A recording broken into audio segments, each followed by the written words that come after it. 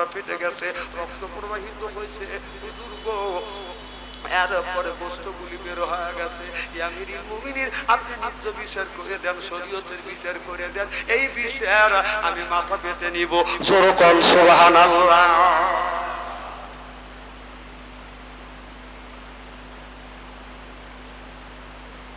আমার ভাইয়েরা, আমার হযরত ওমর বললেন সুবহানাল্লাহ, শরীয়তের বিধান হলো আল কাদিবিল কাদিয়াত দিয়াত, হাতের বদলা হাত, চোখের বদলা চোখ, চোখের বদলা চোখ হলো ইসলামের বিধান। এ যুবক, এই যুবকের বাবাকে মেরেছো, তোমাকে ফাঁসি ঝুলাইয়া তোমাকে দুনিয়ার থেকে বিদায় করে দিব। এবার হযরত ওমর যখন এই ঘোষণা দিলেন, যুবক বলে হুজুর গো আমাকে ফাঁসি দিয়ে দেন, আমার আপত্তি নাই। ফাঁসির রায় দিয়ে দিলেন, আগামী সপ্তাহে তোমার কিন্তু ফাঁসি হবে। যুবকটা বলি আমিরুল মুমিনিন খলিফাতুল মুসলিমিন, আমি যদি ইসলামের বিধিবিধান যদি মাইনে আলে, ও আমিরুল মুমিনিন ইসলামের আইন যদি আমি মাইনে আলে, আল্লাহ কিয়ামতের ময়দানে আমাকে মাফ দিবে কিনা? হযরত ওমর বলে যুবক রে, শরীয়তের আইন যদি তুমি মেনে নাও, কিয়ামতের ময়দানে আল্লাহ তোমারে এই বিচার পুনরায় উত্থাপন করবে না। চিল্লাইয়া কোন সুবহানাল্লাহ। এই বিচার আর উত্থাপন করবে না। যোগটা বলি আমিরুল মুমিনিন, আমি যদি এই বিচার মেনে নিলাম, তবে আমাকে 1 মাসের ছুটি দিতে হবে। হযরত ওমর বললে যুবককে, ফাঁসির আসামিকে তো কোনোদিন ছুটি দেওয়া যায় না, এইটা ইসলামে কোনো বিধান নাই। বলি আমিরুল মুমিনিন, আপনি যদি ছুটি না দেন তাহলে আমি ঋণ আছি, কারণ আমি ঋণ আছি, ঋণের বোঝা আপনি বহন করে নেন। কারণ আমি ব্যবসা বাণিজ্য করি, আমি পাড়া 50 জন লোকের কাছে আমি ঋণ আছি, আমি কিছু পাবো, তারাও আমার কাছে পাবে। আমিরুল মুমিনিন, আপনি ঋণের বোঝা যদি বহন করে নেন, আমাকে ফাঁসি দেন, আমার কোনো দুঃখ নাই। হযরত ওমর বলে না না, তোমার ঋণের বোঝা আমি নিব না। আল্লাহর নবী হাদিস শরীফের মধ্যে বলেছে, কোন ব্যক্তি যদি 3 পয়সা ঋণ নিয়ে যদি বাজার মৃত্যুবরণ করে, এই ঋণটা যদি দোকানদারের ঋণকে বাজার যদি শোধ না করে, 3 পয়সা ঋণ নিয়ে যদি মরে যায়, কিয়ামতের ময়দানে 3 পয়সার বিনিময় বাজার 700 ওয়াক্ত নামাজের সওয়াব তাকে দিতে হবে।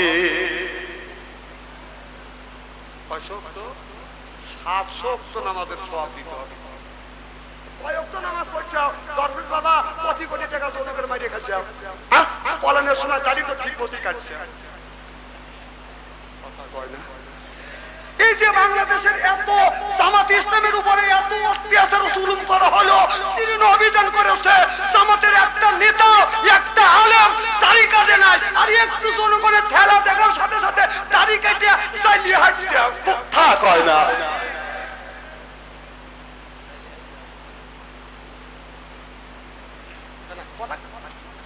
কথা কেন অবাস্তব বলতেছি নাকি? আমি চিন্তা করলাম মাল এই জায়গায় আছে। না না, বিড়ি খাবে লেখা আছে, বিড়ি খালি ক্যান্সার হবে, বিড়ি খালি অসুখ হবে, বিড়ি খালি ক্ষতি হবে। সেই বিড়ি তুমি খাও, টয়লেটের মধ্যে দেখা যাবে না। না, টয়লেটের মধ্যে যদি বিড়ি যদি হালাল মনে করে খাও, পায়ে হাতে বিড়ি টান দিও, আর ডান হাতে একটু মল তুলে এরকম করে খাবে।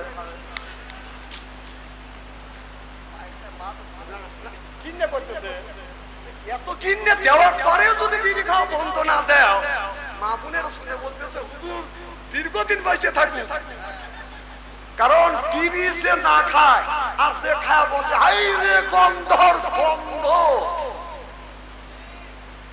ঠিক তোমার কম, তুই বাড়ির জানো না, তুই বিড়ি কাট আর আমসারির কাছে যাতে ঠিক ঠিক করছিস।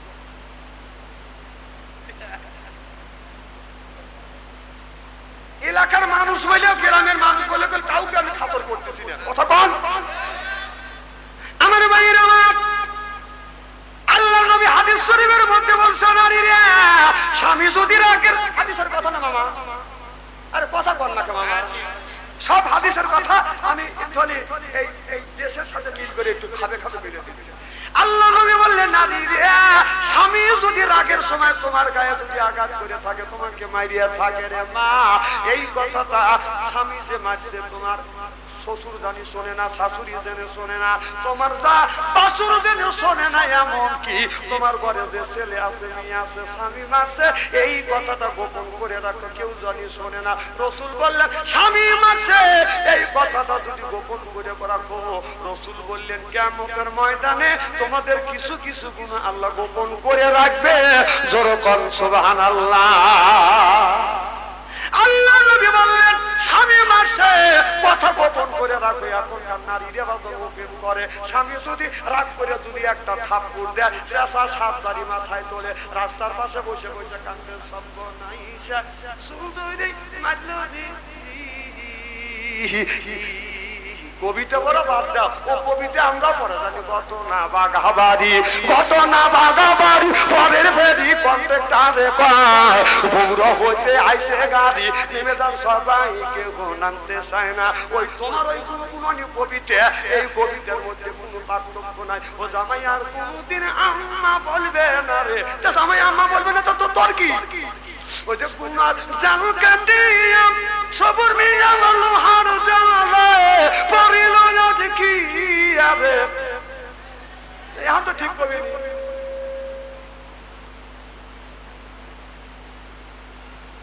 খুব কি খারাপ লাগতেছে। নারায়ণ তাকবীর। মানে মাঝে মধ্যে ডিজিটাল না দিলে তো লোকজন শোনে না। আরে বাবা আসো থাক নাকি, কালকে বলবেন আসো আছে মারাবার তো জোর কর। আচ্ছা এই ওয়াজটাকে খুব খারাপ লাগতেছে নাকি? এখন আমাদের দরকার আছে না? আরে আসওয়াতের ওয়াজ শুনে ওই আমল আমরা করতে পারবো না, কিন্তু এর মধ্যে আমল আছে। সুবহানাল্লাহ তো জোর কর।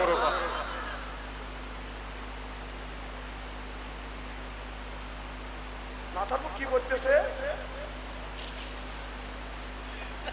না না যেগুলি কবে বেটা সারার মতো তারা একটু কর নাকি?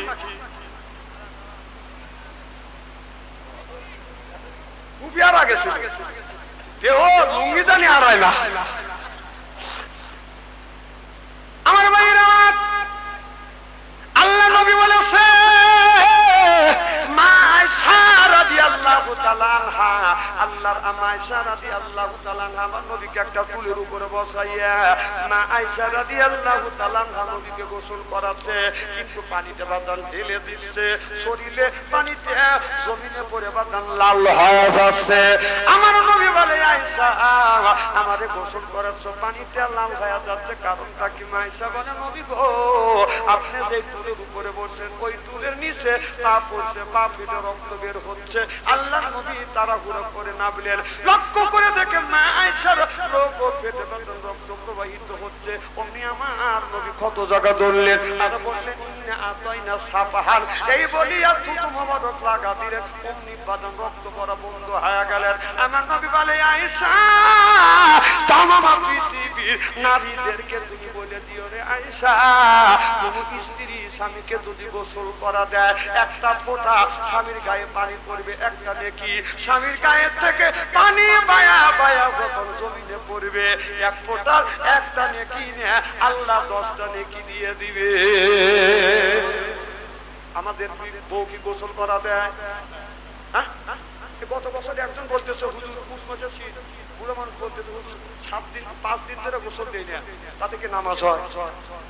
তোমাকে আপনার বউ নাই কয় আছে, তুমি পানি একটু বয়েল করে দেয় না কয় না। আর আমার তাদের বাচ্চা জিজ্ঞেস করে দেখেন কবে তা শুরু করে দিচ্ছে। একজন তার কোথায় মানুষের বউ আমারও বউ, মানুষের বউ আমারও বউ, তুই বউ বউ পুরস্কার তুই বউ না তুই 30 বছর ধরে তোর সাথে ঘর সংসার করতেছি, একটা দিনে তো পানি বয়েল করে তুই আমার গোসল করা দিলি না। বউ বলতেছে এত শখ করে শক্ত করে দ্বারা গোসল করে 15 মিনিট করা বাসন করিতে পানি সিদ্ধ করছি, তাহলে হাতটা দেখা লাগে যে পানি দিয়ে মানুষের গায়ে শোবে কি শোবে। এই পানি টকবক টকবক করতেছে, সোলার বেড়া 8 করে বেড়া দিয়ে জোবের বেড়া দিছে, স্বামী যা ওই জায়গা পেশাব করে দিচ্ছে। ও ভাবছে যে গোসল করবার জন্য ও পজিশন দিচ্ছে, এই পানি টকবক করতেছে, এক ঘন্টা পানি তুলে বকবক করে দিচ্ছে ডালে, যে ডালে গাড়ের উপরে পড়ছে। ও মা কয় বেড়া ভাঙ্গেই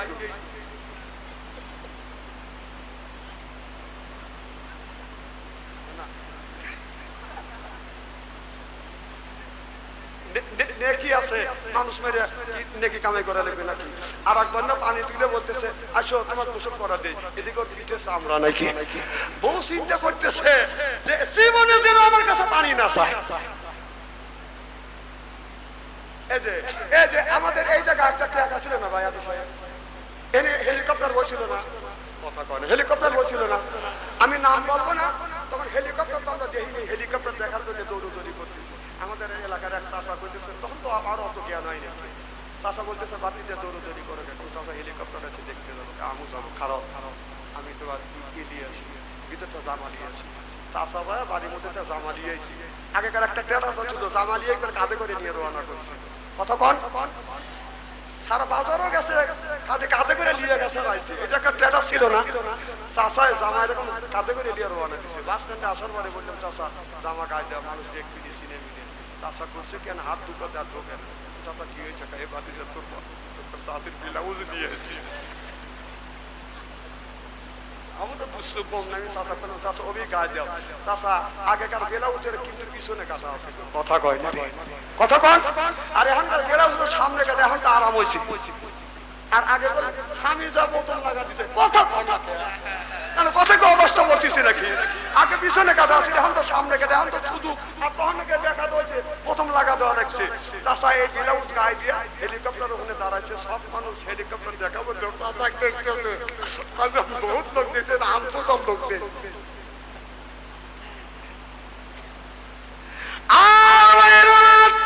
ভালো করে লক্ষ্য করে শুনুন, মা বোনদের বলবো, মা স্বামীকে শীতের দিনে সুন্দর করে মা আপনি পানিতে গরম করিয়া স্বামীকে যদি গোসল করাইতে পারেন, প্রত্যেকটা ফোটায় ফোটায় আল্লাহ 10টা করে নেকি দিবে।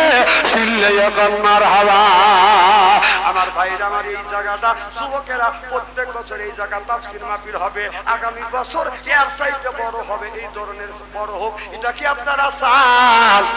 কারা কারা চান? আমি তাকবীর দেবে, হাত দিলে দেখান। নারায়ে তাকবীর, হাত টান টান করেন, টান টান করেন। সে হাত তুললো না, বুঝতে হবে। হ্যাঁ, চোখটা বন্ধ করেন, বলেন বিসমিল্লাহির রহমানির রহিম।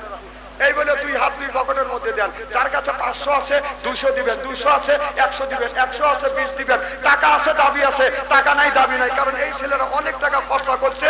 আগামী বছর হবে, তার ভিতরে যাবে না, ভিতরে এই রুকু কই, এই আবুল কালাম আজাদ কই, তোমরা ভিতরে ঢোকো না, ঢোকো।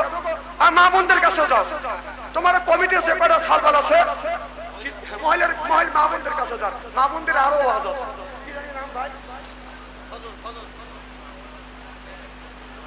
হ্যাঁ, আমরা এখন দোয়া করবো, সেটা পারেন দেন। আল্লাহ ফজল ভাই 1000 টাকা দান করছে, আল্লাহ ফজল ভাই দান তুমি কবুল করো, ফজলের মনের আশা পুরো করো, জীবনের গুনাহ মাফ করে দাও, লক্ষ লক্ষ টাকা তুমি বরকত দাও। জোরে কোন আমিন। লা ইলাহা লা ইলাহা, এই পাগলে মার বান্দু।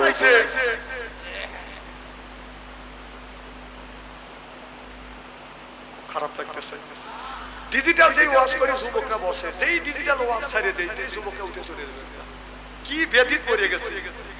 ওই যে কে জানি মিস কল দিছে রাত 12টার পরে ফিরি। আর রাত 12টার পরে কথা বলা লাগবে না, সেইগুলি উঠে যাচ্ছে। আমি চিনি না।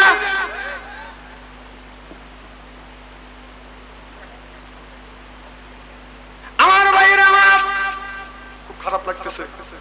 নারায়ে তাকবীর। আমার ভাইয়েরা, এবার যুবকটা চোখের পানি ফেলতে ফেলে কান্দে, আমিরুল মুমিনিন আপনি দিনটা বহন করে নেয়ার অর্থ কোমর বললেন, ঋণের বোঝা আমি নিতে পারবো না। তাহলে যারা আপনার 3টা দোকানের ঋণ আপনি করে খাইছেন, ওই দোকানে খাইছেন আপনি 3 টাকা, ওই দোকানে খাইছেন আপনি 50 টাকা, ওই দোকানে 500 টাকা, আপনি কয় দোকানে ঋণ দিবেন, নামাজ শোধ করবেন? আপনার ওই যে 700 ওয়াক্ত নামাজ দিতে হবে, আপনি 3 দোকানের নামাজ 3 7 21 ওয়াক্ত নামাজ আপনি দিয়ে দিলেন। কথা বুঝতেছেন না? আরো 6 দোকান যে বাকি রয়েছে, ফলের দোকান, চাউলের দোকান, মাছের দোকান, এই ঋণ কি দিয়ে শোধ করবেন? ঋণ যে পট করে যে খাও, যে এই দোকানে পট করে খায়, ওই দোকানে কাজে যাও না, রাস্তার পূর্ব পাশ দিয়ে যাও, দরিয়া পারবি না আকুম? না আকুর পক্ষে তো তুই একটা কথা বলা লাগবে।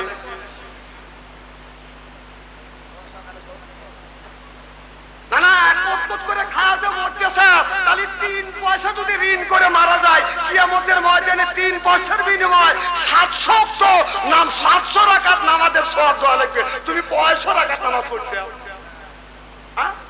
তাহলে 3 জনে যদি 9 বছরের বিনিময় যদি 2100 রাকাত নামাজের সওয়াব যদি দাও, তাহলে আপনি 7 সালের দাম হলো কথা কোন? তাহলে ডালের দোকানে যে বাকি করে খাইছে, ডালের দোকানে বাকি করে খাইছে, ওখানে কি করবে? কিয়ামতের ময়দানে আল্লাহ বলবে ওই যে নেকি যদি না দিতে পারো, ওই যে চাউলালার আকু দোকানের 4 টাকা, তারপরে চাউলালার দোকানের টাকা না দিবে পারলে ওর যত গুণ আছে সব তোমার মাথায় বুঝে দিবে। তুমি কিভাবে হাইটে যাও? বিশ্বাস যদি না হয় মরিয়ে দেখো, এখনো সময় আছে বাঁচে থাকতে। যদি 50 টাকা ঋণ থাকে 2 টাকা দিয়ে হাতে বাইরে মাপ সাপ দেন, যে বাঁচবে সব এই দুনিয়া মাপ পাওয়া যাবে, আখিরাতের আদালতে কিয়ামতের ময়দানে মাপ পাবেন না। বিশ্বাস যদি না হয় কবরের মধ্যে যাওয়া দেখে।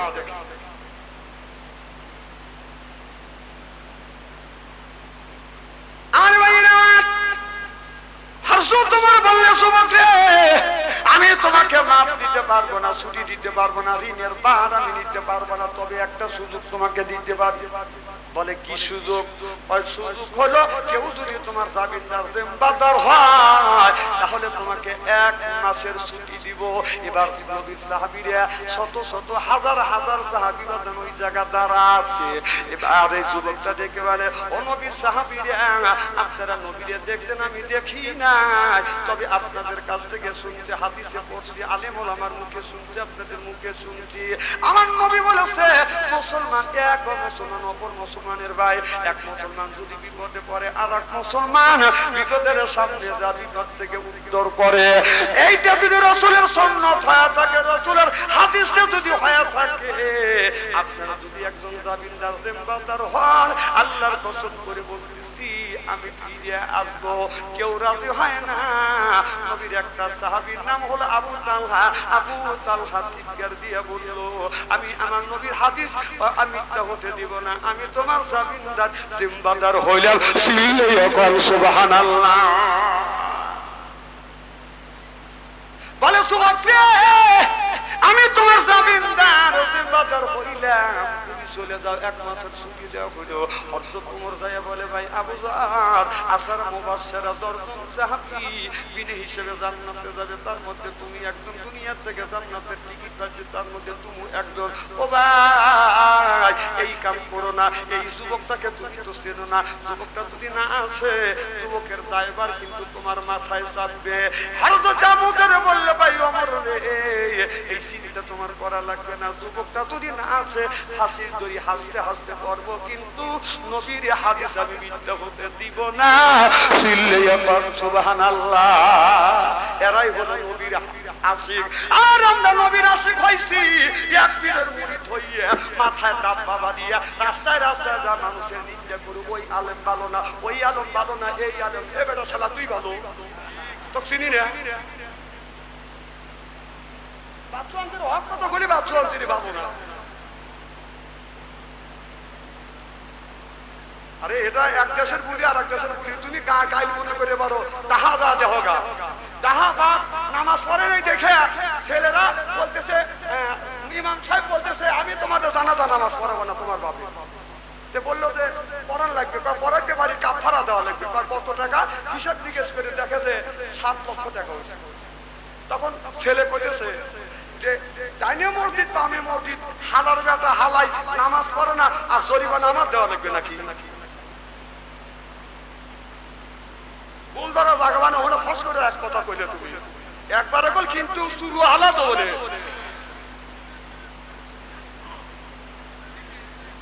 না না, নিজের বাবা ছেলেকে ফেতনা করে নিয়ে তখন তুমি বলো দক্ষিণী যাবি।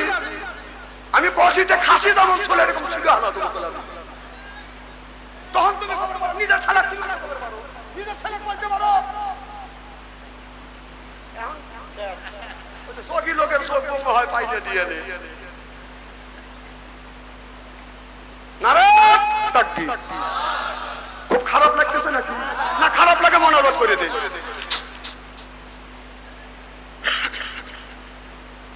ও যে আসরাতের কথা মনে আছে আমার ভাইয়ের আমার, হযরত ওমর বলল ভাই তাই কিন্তু নিতে হবে, বললে আমি ফাঁসির দড়ি চড়বো, নবীর হাদিস মিথ্যা হতে দেব না। সুবহানাল্লাহ বললেন না। এবার আসরাত বাদান কি করলেন বাদান, এই যুবকটা বাদান যখন চলে গেলেন, এবার যাওয়ার সময় হযরত ওমর বলল যুবক আজকে আরবি মাসের শেষ শুক্রবার, আর আরবি মাসের সামনে আগামী পয়লা শুক্রবার জুমার দিন তুমি এসে হাজির হইবে, বাদ জুমা পরে তোমার কিন্তু ফাঁসির কষ্টে ঝুলানো হবে। আর যদি তুমি না আসো তোমার পরিবর্তন নিষ্পাপ ব্যক্তি নবীর সাহাবী আবু তালহাকে ফাঁসির কাছে ঝুলিয়ে হত্যা করা হবে। এবার যুবকটা আবু জরের কপালে একটা চুমো দিলেন, দাঁড়িয়ে ধরে চুমো দিয়ে বলে ভাইজান চিন্তা করো না, আমি মুসলমান, আমার জবান এক, আমি মিথ্যা কথা বলিনি, আমি ঠিক পথে আসবো। যুবকটা বাদান বাড়িতে চলে গেল। বাড়িতে যাইয়া যুবক বাদান জমা জমি তালা তালা যা কিছু ছিল সব কিছু বাদান বিক্রি করিয়া, ঋণ যা ছিল ঋণ গুলি শোধ করিয়া আজকে রাত সকালবেলা হলে বাদান শুক্রবার যুবকটা বাদান ফাঁসি হয়ে যাবে। যুবকটা সারা রাত তাহাজ্জুদ নামাজ পড়ছে, ফজরের নামাজ পড়িয়া আল্লাহর কাছে হাত তুলে কাঁদে, আল্লাহ আমি জীবনে ফজর নামাজ অনেক আদায় করেছি, কাজা করি নেই নামাজে, আর জীবনে আমি তোমাকে আদায় করতে পারবো না, আমি নামাজ তোমাকে আদায় করতে পারবো না।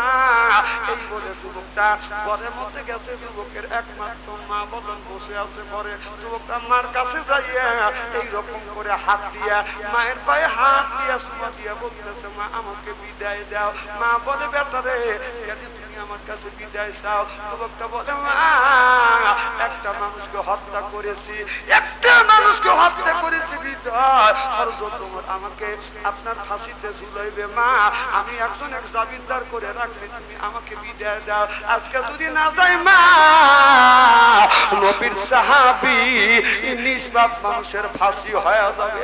মা জড়ো ধরে বলে বেটারে তুমি যখন আমার গর্ভে ছিলে তখন সত্য ছিলে বেটা, তোমার আব্বা মারা গেছে, অন্য আমি কবুল করি না, শুধু তোমাকে আমি মানুষ করবার জন্য খায়া না খাইয়া আমি তোমাকে মানুষ করছি বেটা, আমি তোমাকে ফাঁসির কাছে উঠতে দেব না। এ বেটা আমাকে হযরত ওমরের কাছে নিয়ে যাও, হযরত ওমরকে বলবো হুজুর আমার বেটার পরিবর্তন, আমাকে ফাঁসির কাছে ঝুলো, আমার সন্তানকে ফাঁসির কাছে ঝুলাইও না, চিল্লাইও কোন সুবহানাল্লাহ। মা কি নিয়ামত, তার মা নাই সেই জানে।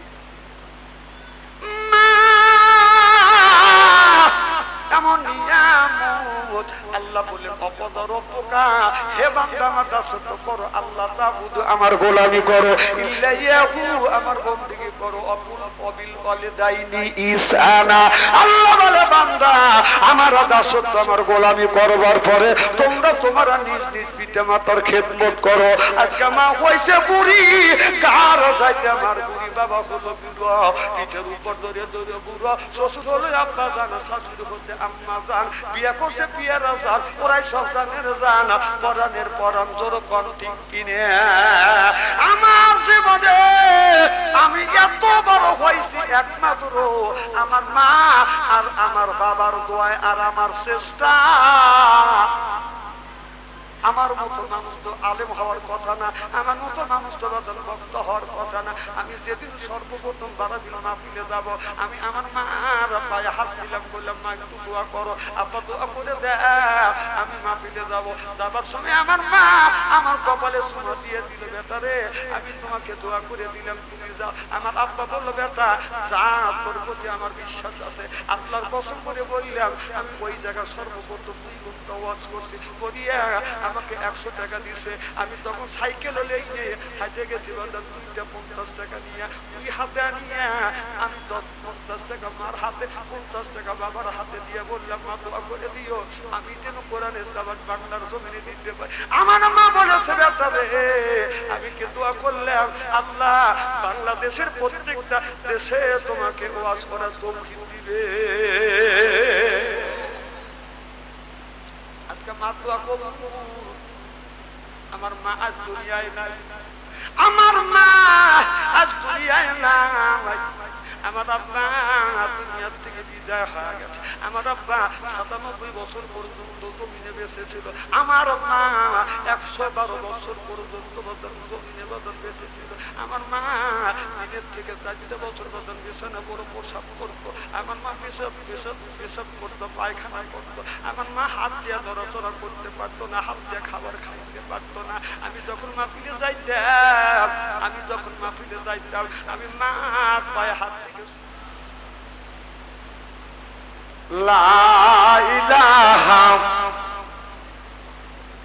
আপনার একেবারে ঠান্ডা হয়ে গেছে না রে? তাকবীর। খুব কি খারাপ লাগতেছে নাকি? নারায়ে তাকবীর, আল কোরআনের আলো। আরে 12টা গোল বাজে, 2 ঘন্টা গোল আমার আলোচনা অলরেডি হয়ে গেছে। তারপরেও আমি দেখতেছি যে আপনাদের একটা লোকের চোখের পাতা বন্ধ হয় না। মনে হয় সবে মাত্র স্টেজে আসছি, আপনারা এসে বসলেন। কাজের মানুষ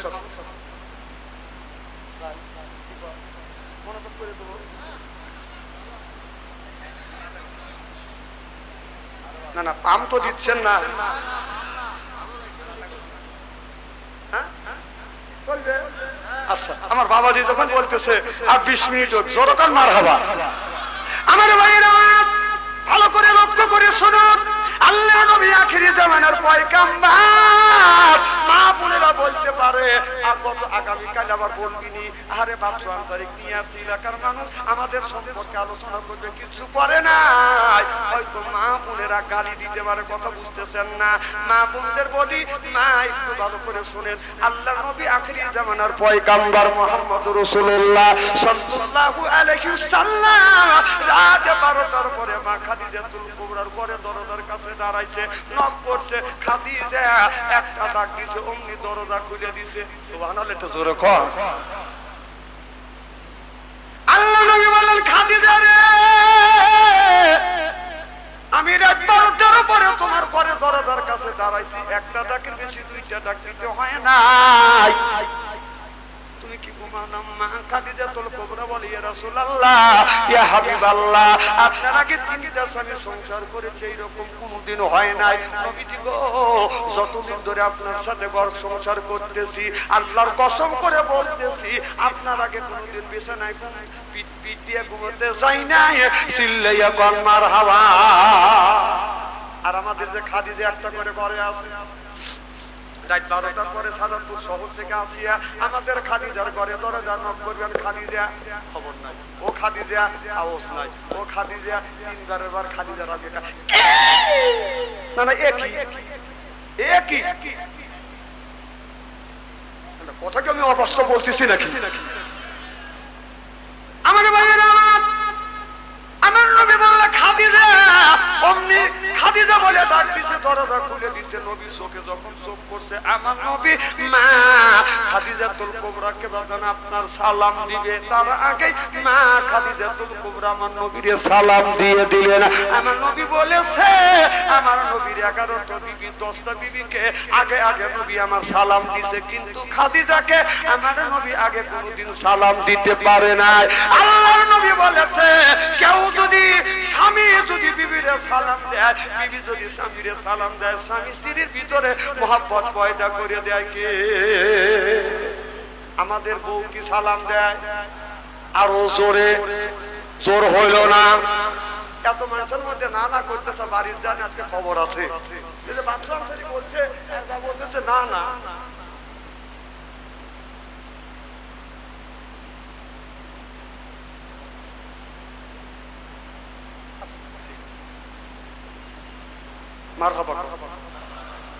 আজকে আচ্ছা বৌমান সালাম দিল না, আমরা কি বিবিদের সালাম দিই?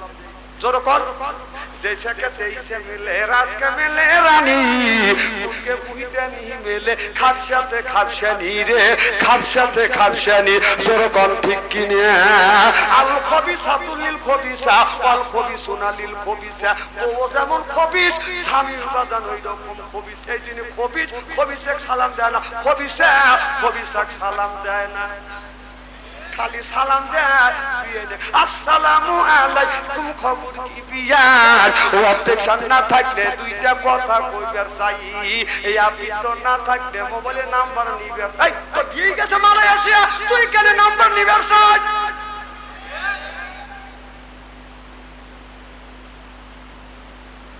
খারাপ কিছু করতেছি নাকি আমাদের দেশে অনেক ছেলেরা বিবির সুখের জন্য ছেলে মেয়ের সুখের জন্য বউ বাল বাচ্চা থুইয়া পিতা যায় বাদান আপনার কাজ করতেছে কথা বুঝতেছেন না এরপরে বইয়ের নামে অ্যাকাউন্ট করিয়া টাকা পাঠা দিচ্ছে ওই বউ স্বামী বিদেশে গেছে স্বামীর খায় স্বামীর পরে স্বামীর টাকা দিয়ে পরকীয়া প্রেম করে দুইটা ছেলের মা এই ছেলে রাখিয়া আর একটা যুবকের হাত ধরে চলে যায় ওই বিয়া টেকে না ঠিক কিনে ও স্বামীর খাও স্বামীর পরো স্বামীর খায়া পরকীয়া প্রেম করো তেল ধরছে তারও মধ্যে খাও গা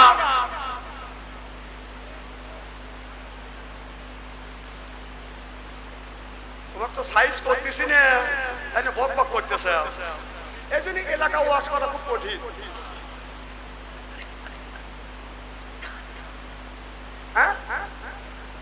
ওয়াজকে আমি ছেড়ে দিচ্ছি আর যে ওয়াজ ধরো সেটাই আকর্ষণ মারো বাড়তে জোরে কর আমার ভাইয়েরা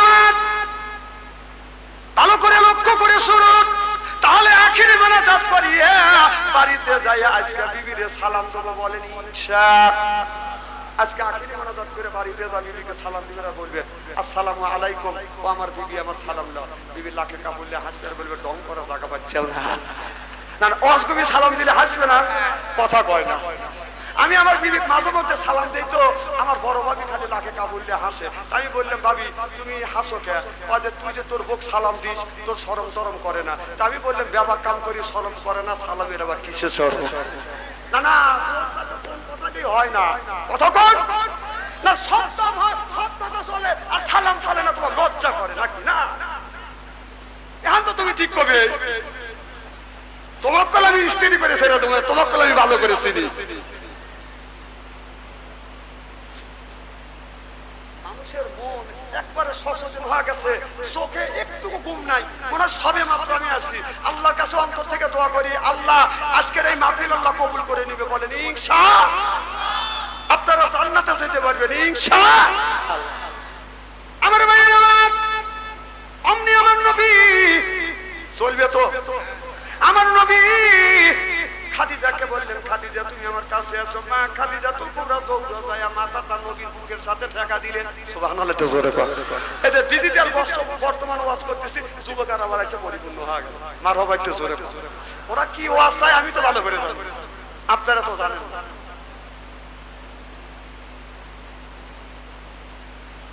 তোমার মতো সবই চলে গেলে আমার কি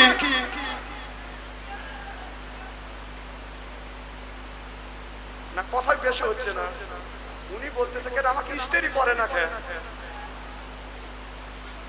আমার ভাইয়েরা আমার নবী বুকের সাথে যখন মাথাটা গেলেন আমার নবী মা খাদিজাতুল কুবরার সুলে ধরে সবক দিলেন মা খাদিজাতুল কুবরা বললেন নবী গো আমি আপনার প্রেমে পড়িয়ে আমার টাকা পয়সা অর্থ সম্পদ আল্লাহ তাআলা যা ছিল সব আপনার কদমে কুরবান করে দিলাম দেখেন নবী মুআজ্জাজা ধন্য হলো বিবি খাদিজা জীবন যৌবন করিলেন অর্পণ মাল দৌলত যা ছিল নবী জাননে সুফিয়া দিল বানাইল তাদের জীবনের আপন ভালো লাগে না বলুন আল্লাহ নবী গুণের নবী গো আপনি নবী আমার জীবনের নবীর প্রেমিক যারা জবান খুলে বলুন আপনি নবী আমার জীবনের আপনি নবী আমার জীবন সাথী অন্ধকার কবরের বাতি আপনায় পাইলে হব জান্নাতি আরে রাহমাতাল লিল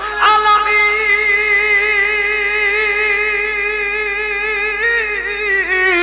আপনি মুমিনের আপন গুনাহগার উম্মতের আপনজন আল্লাহ নবী গুণের নবী গো আপনি নবী আমার জীবনের জীবন জোরে বল মারহাবা আমার নবী মা খাদিজা চুলে ধরে বাদাম চুমা দিলেন, সুবহানাল্লাহ বললেন না? মা খাদিজাতুল কুবরা বলে, ইয়া রাসূলুল্লাহ, ইয়া হাবিবাল্লাহ, আপনি আমার চুলে চুমন দিলেন গো নবীজি। আমার নবী বলেন, খাদিজা, আমি তোমার চুলে চুমন দিয়া নারীদের ইজ্জত আর মর্যাদা বাড়িয়ে দিয়ে গেলাম রে খাদিজা। ইয়া খাদিজা, তামাম পৃথিবীর নারীদেরকে জানিয়ে দিও, জানিয়ে দিও, কেউ যদি এই হাত দিয়া, কেউ যদি এই হাত দিয়া যদি বউ মারে, এই হাত দিয়া চুল ধরে ধরে যদি বউ মারে, তাদের হাতে মোনাজাত দান খয়রাত আল্লাহর দরবারে কোনোদিন কবুল হবে না।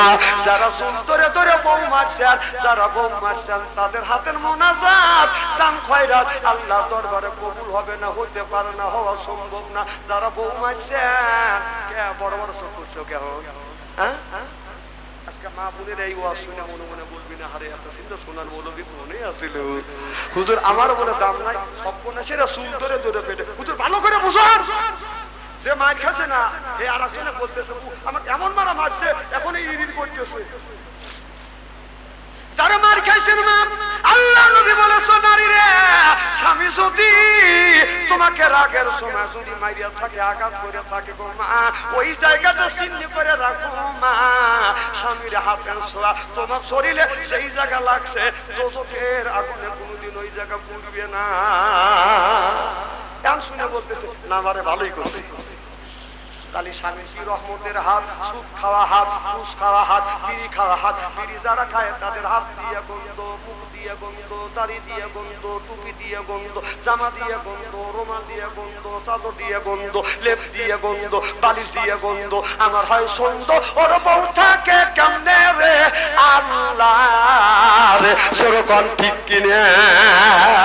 যারা টাটকা বিড়ি খায়া ওর মুখের কাছে তখন মুখ নেয়, ও খালি মুখ পুরোয়। তোর স্বামী কয় যে আমি তোমার মুখের কাছে মুখ নেই, তুমি মুখ পুরাও। বউ কয় যে শরম করে, লজ্জা করে, এই মাত্র তুমি টাটকা বিড়ি খায়া আমার মুখের সাথে মুখ লাগাইছো, তোর পাশার চাইতে তোর মুখের বেশি। না না, বেশ করতে পারো না, পরে মিয়া কষ্ট দেয়া। এই ওয়াজে ধরছি, যারা বিড়ি খায় তারা বলবি যে বাচ্চাদের বোকার বিড়ি হারাম মনে করবি, হারাম ফতুয়া দিবি। না না, আমি বিড়ি হারাম ফতুয়া দেবো কে? বিড়ি খাওয়া জায়েজ আছে, হ্যাঁ জায়েজ আছে, বিড়ি খাওয়া জায়েজ আছে এক জায়গা।